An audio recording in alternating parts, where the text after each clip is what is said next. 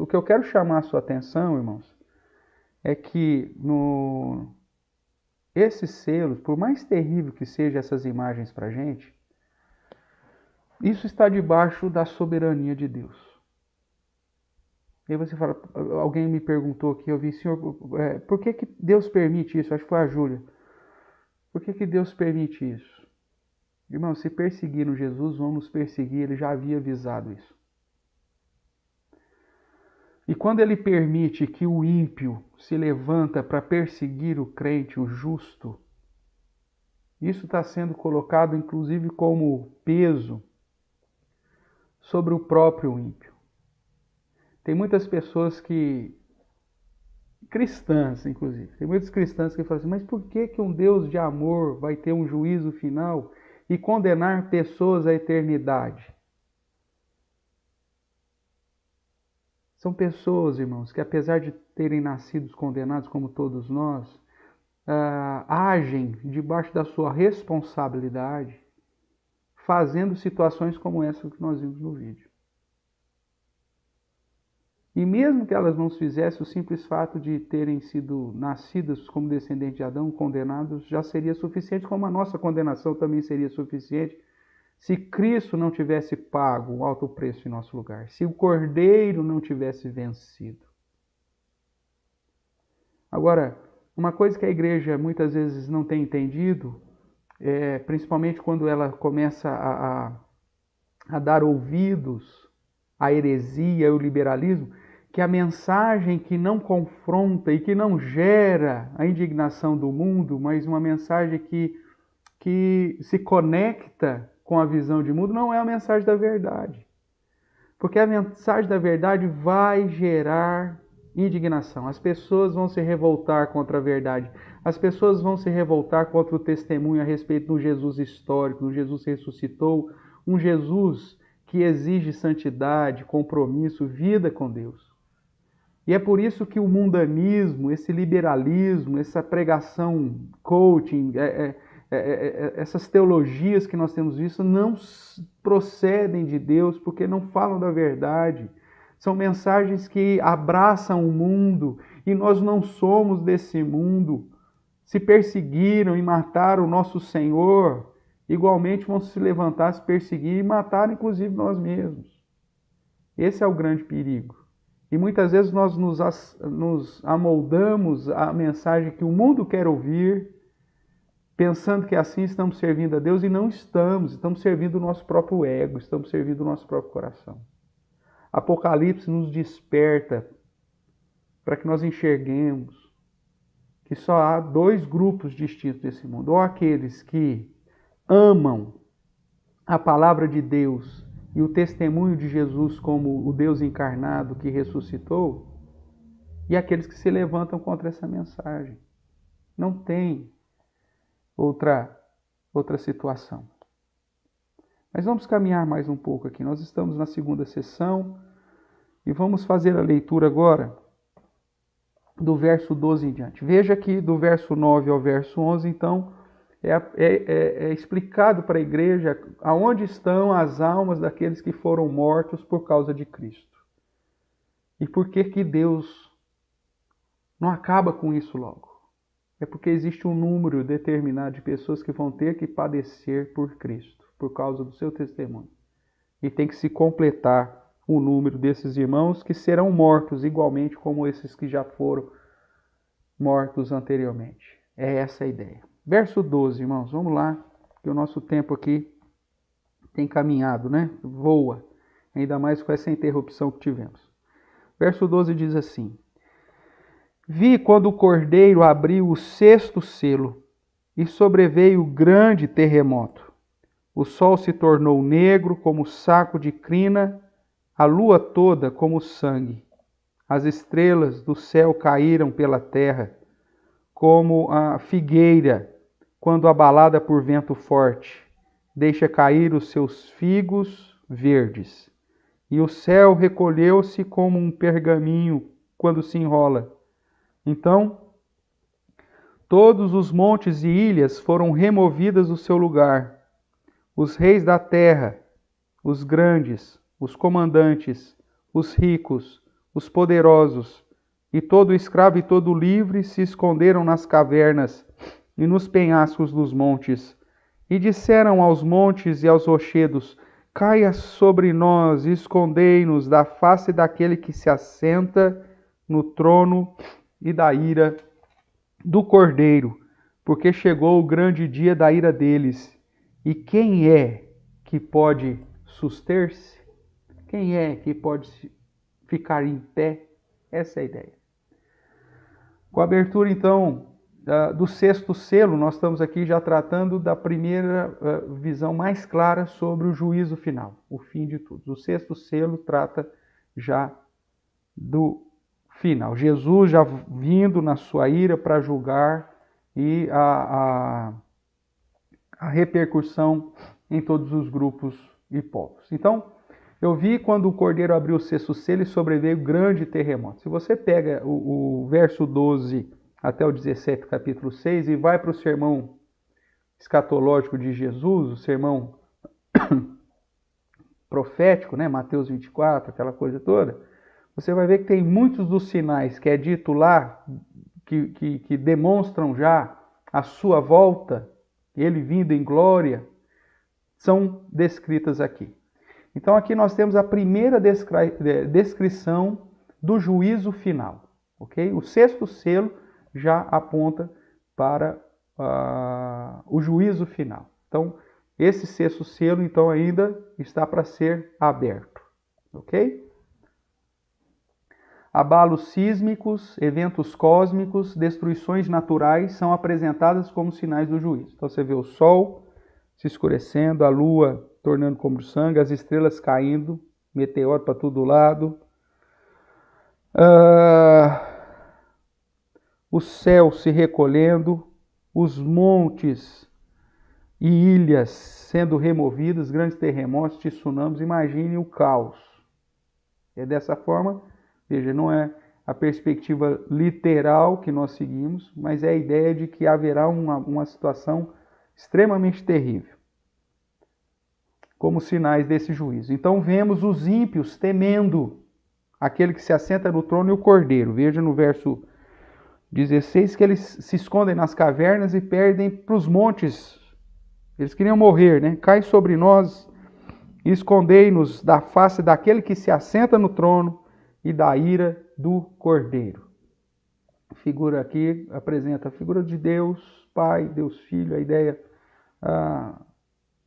de Jesus, né? De Deus e de Jesus encarnado, ok?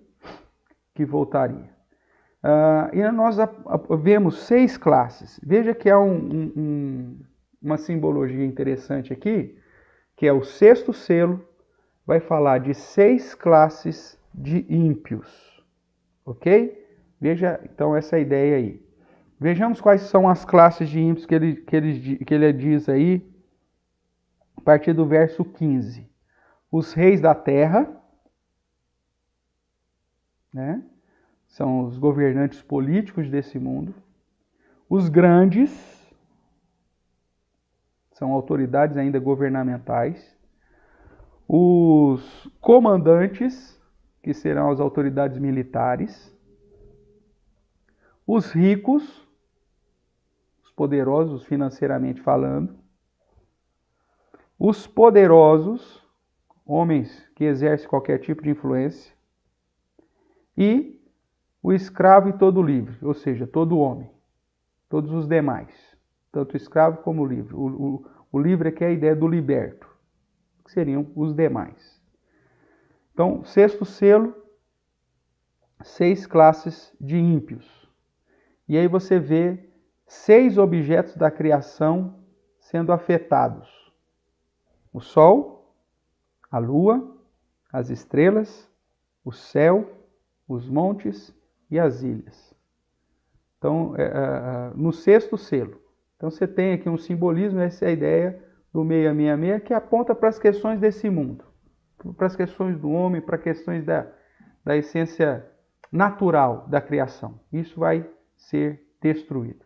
Então, a questão que nós vamos ver mais para frente, a ideia lá do selo, né, do anticristo, o 666, aponta para essas questões próprias do homem. Esse sistema mundo de comando, de hierarquia, de ações humanas, ok? Mas isso é um negócio que nós vamos trabalhar um pouquinho mais à frente. E eles perguntam, final do verso 17, diante dessa visão do início do juízo, a pergunta é: quem pode suster-se? Quem pode estar de pé diante de Jesus, diante do Senhor Todo-Poderoso e diante do Cordeiro que vem para julgar, que vem aplicar o juízo final? Ok? Essa pergunta, então o sexto selo aponta para o fato de que o juízo acontecerá, será um negócio terrível.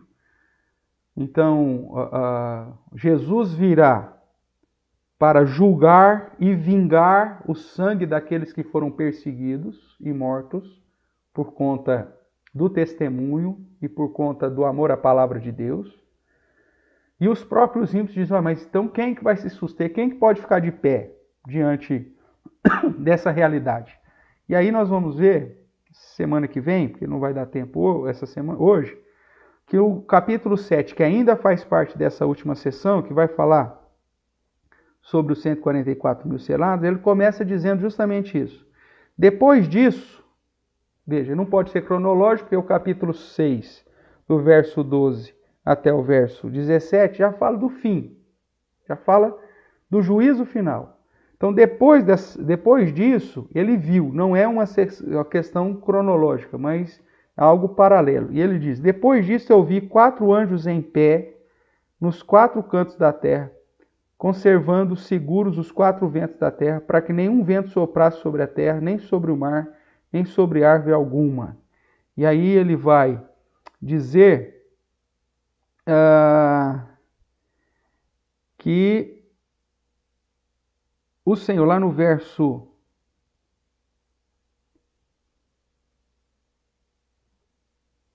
Deixa eu caminhar aqui. Verso 2. Vi outro anjo que subiu do nascente do sol, tendo o selo de Deus vivo, e clamou em grande voz os 4 anjos, aqueles quais fora dado fazer dano à terra, ao mar, dizendo: não danifiqueis nem a terra, nem o mar, nem as árvores, até selarmos na fronte os servos do nosso Deus.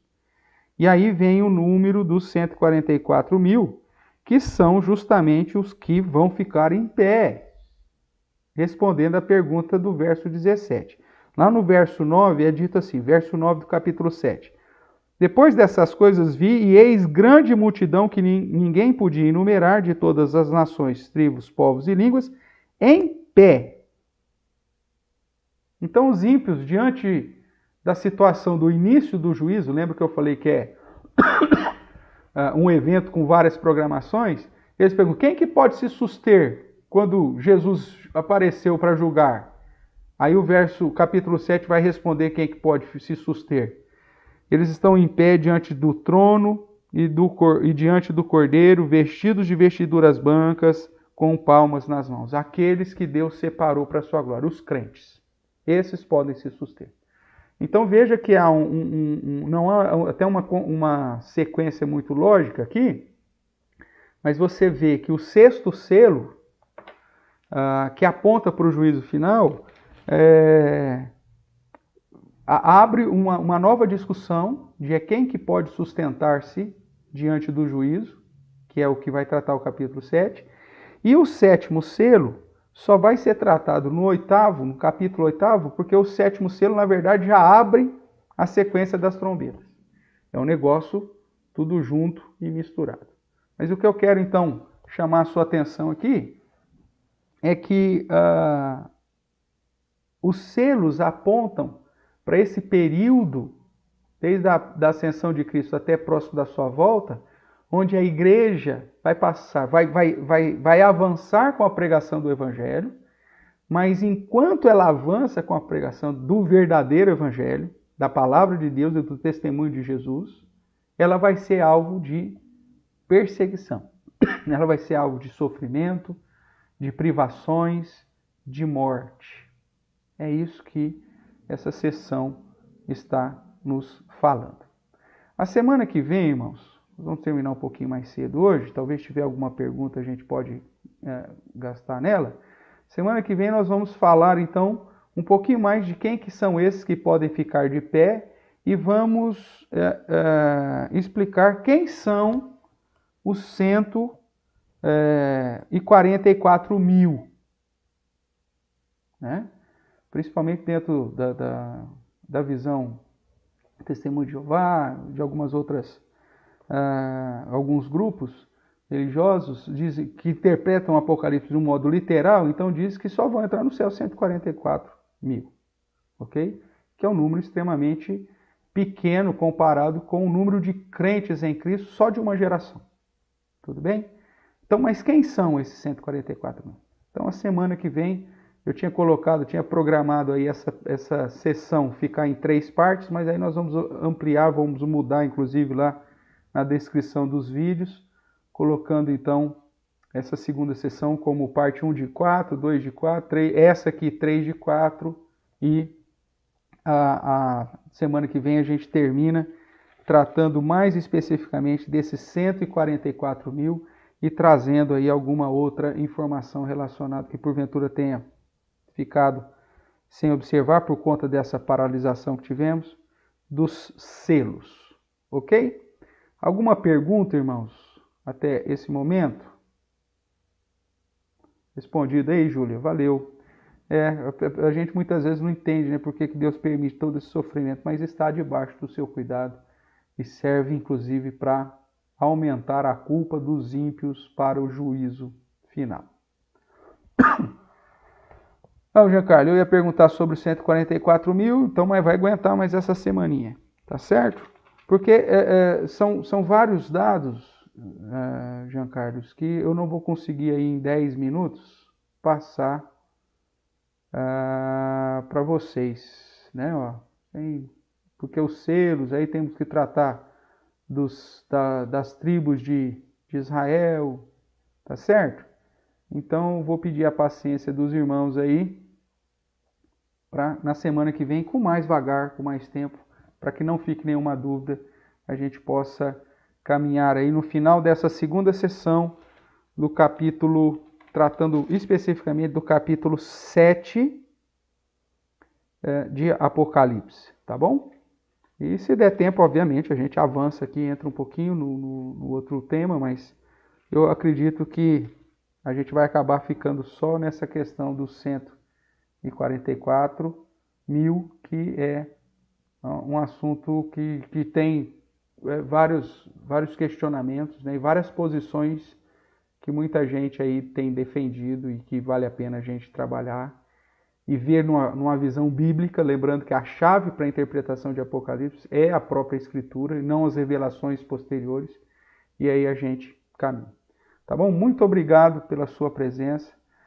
Eu só gostaria, antes de fazer oração para terminar esse momento, queridos, chamar a sua atenção para o fato de que o livro de Apocalipse ele exige de você uma postura séria com Deus. Não dá para agradar a dois senhores. Ou nós temos uma postura de fidelidade com a palavra de Deus e com o testemunho de Jesus, e vamos ter a inimizade do mundo, ou seremos perseguidos por causa disso, ou nós entraremos na heresia, no liberalismo, para abraçar uma mensagem que é mais agradável ao mundo, para não criar problema com ninguém, só que aí nós não estaremos contados entre os fiéis.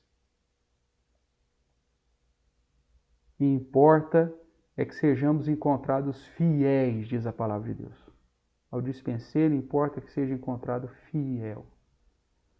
Que nós possamos agradar a Deus acima de todas as coisas. Nós vimos no vídeo que nós passamos aqui que irmãos nossos que sofreram graves perseguições, mutilações, estão firmes e fiéis ao Senhor Jesus, ao testemunho de Jesus como o único Deus verdadeiro.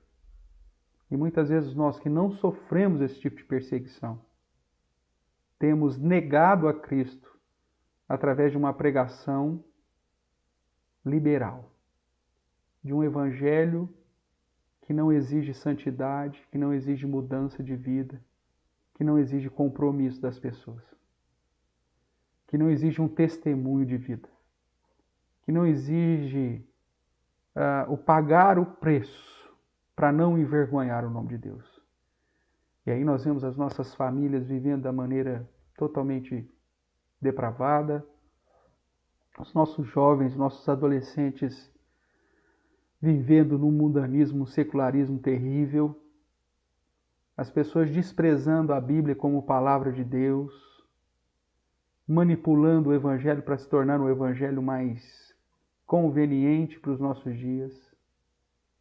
Cuidado, o livro de Apocalipse chama a sua atenção para permanecer fiel, sabendo sim que não somos desse mundo, que estamos aqui de passagem e que o mundo e os ímpios se levantarão contra aqueles que desejam viver um evangelho verdadeiro e fiel. Que Deus possa te fortalecer, te dar coragem, te dar ânimo, para que você possa suportar e assumir esse compromisso sério e verdadeiro com o Senhor. Que Deus te abençoe ricamente, viu, querido?